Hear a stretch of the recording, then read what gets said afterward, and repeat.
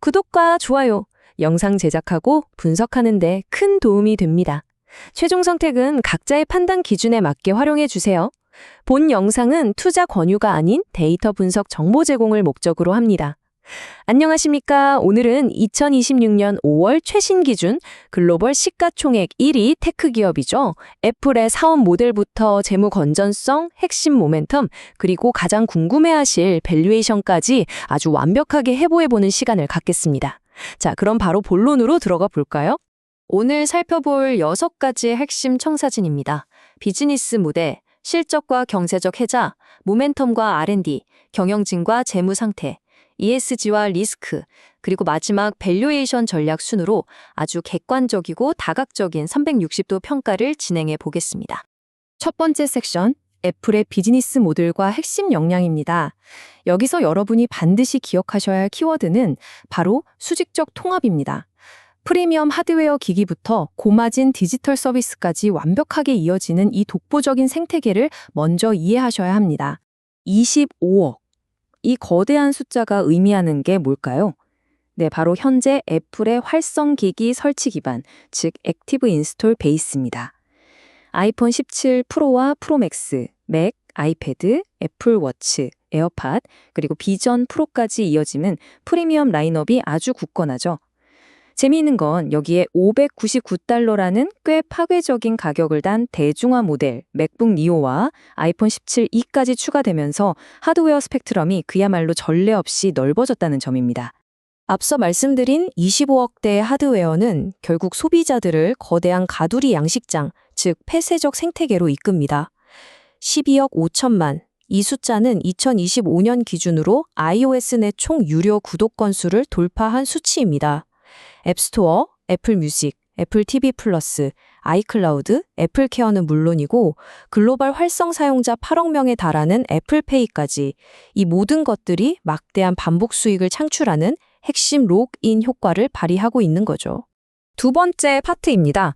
거시경제의 불확실성 속에서도 2026년 2분기 애플이 보여준 경이로운 실적과 그 구조적 강점을 짚어보겠습니다. 2026년 2분기 실적을 자세히 뜯어보면 어닝 서프라이즈 그 자체입니다. 총 매출이 전년 동기 대비 16.6%나 증가해서 무려 1,111억 8,400만 달러를 기록했어요. 가장 큰 효자 노릇을 한 캐시카우 아이폰은 전년비 22%나 성장한 569억 9,400만 달러로 전체 매출의 무려 51.3%를 차지했습니다. 그 뒤를 이어 서비스 부문이 16% 성장한 30억 9,600만 달러로 27.9% 비중을 굳혔고요. 맥은 6% 증가한 83억 9,900만 달러, 웨어러블 및 홈 액세서리는 5% 증가한 79억 1,000만 달러, 아이패드는 8% 증가한 69억 1,400만 달러를 기록했습니다. 여기서 정말 중요한 핵심은요, 한계 비용이 아주 낮은 서비스 부문의 비중이 커지면서 이른바 면도기와 면도날 모델이 안착했고 그 결과 전사 매출 총이익률이 47.1%에서 49.3%로 크게 뛰었다는 사실입니다. 이런 엄청난 실적의 배경에는 압도적인 시장 지위가 자리 잡고 있습니다. 2025년 4분기 기준 글로벌 스마트폰 점유율을 보면 애플이 25.1%로 18.2%인 삼성전자를 여유 있게 따돌렸습니다. 웨어러블 점유율 역시 21.0%에 달하죠. 어떻게 이게 가능할까요? 바로 iOS, 맥OS 같은 독자 운영체제와 안드로이드 진영을 압도하는 A와 M 시리즈 칩셋의 성능 전력비라는 해자가 있기 때문입니다.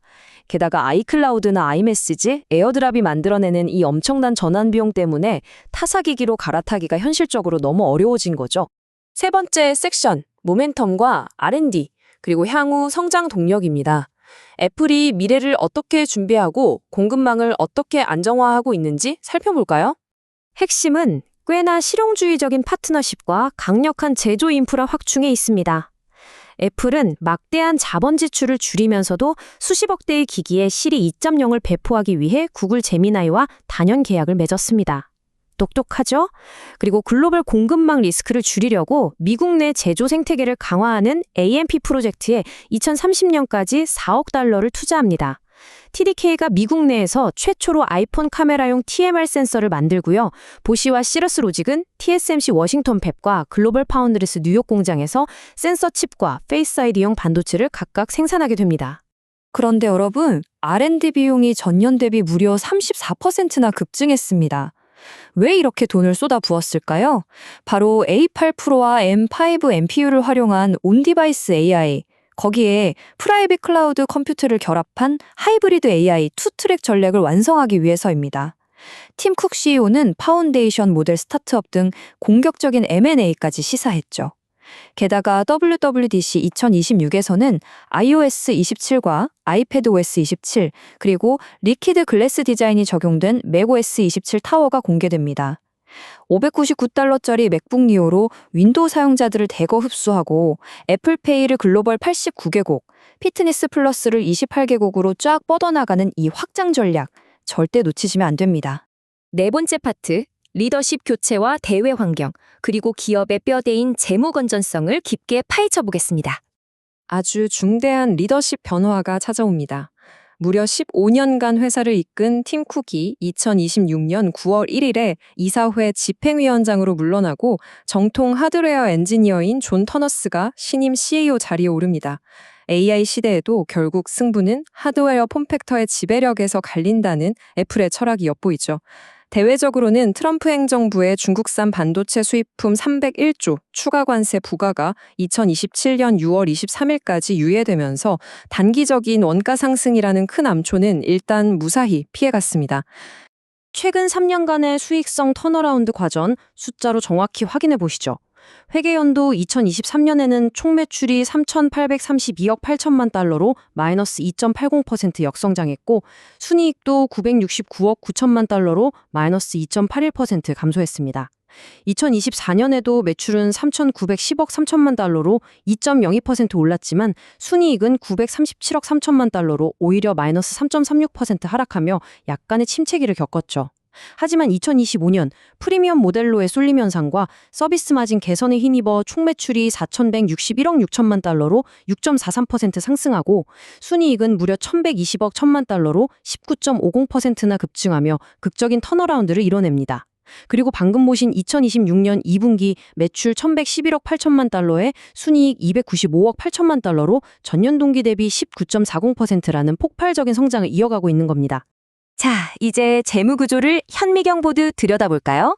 2020년 3월 28일 기준 총 자산은 3,710억 8,200만 달러입니다.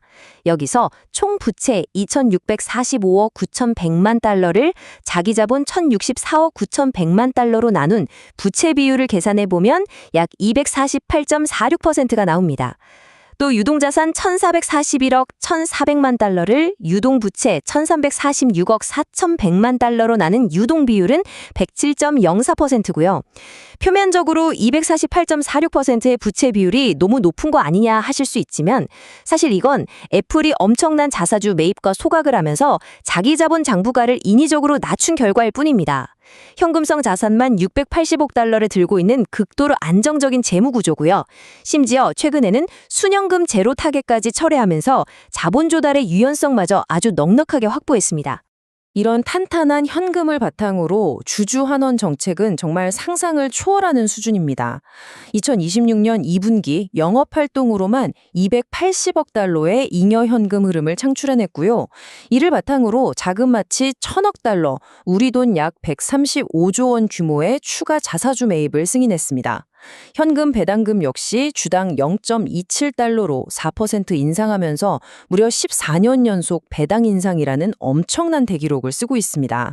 다섯 번째 섹션은 비재무적 지표인 ESG 경영, 그리고 투자하실 때 절대 간과해선 안 될 5대 핵심 리스크입니다. 거대한 생태계를 위협하는 아킬레스건이 무엇인지 살펴보죠.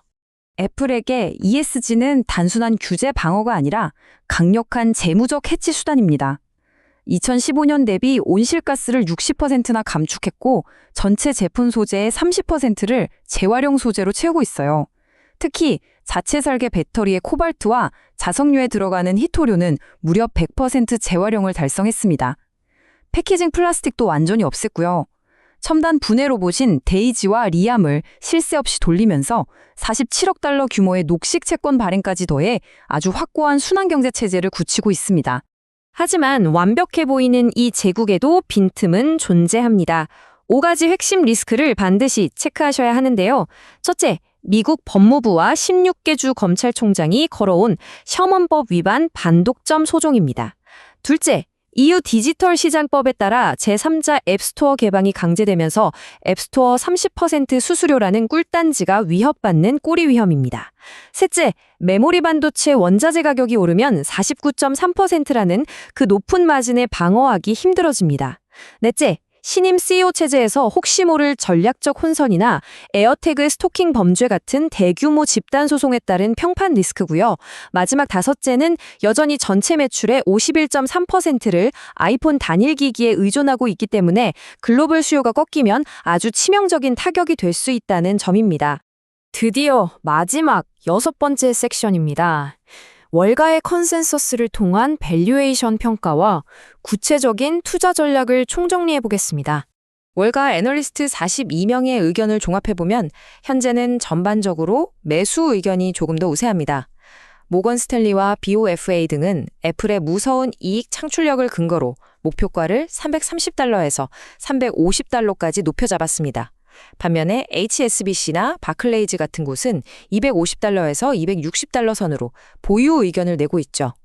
현재 주가는 약 283달러에서 285달러 선에 형성되어 있고 PER, 즉 주가 수익 비율은 35.9배에서 36.1배에 달합니다.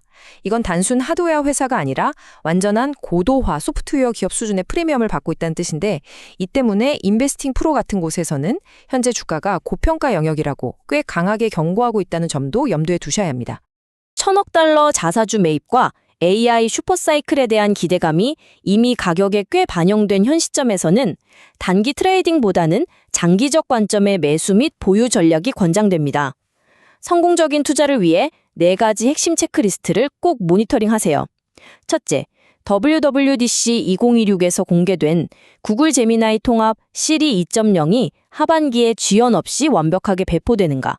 둘째, 메모리 단가 인상 압박 속에서도 다음 분기 49.3%라는 매출총 이익률을 훼손 없이 사수하는가.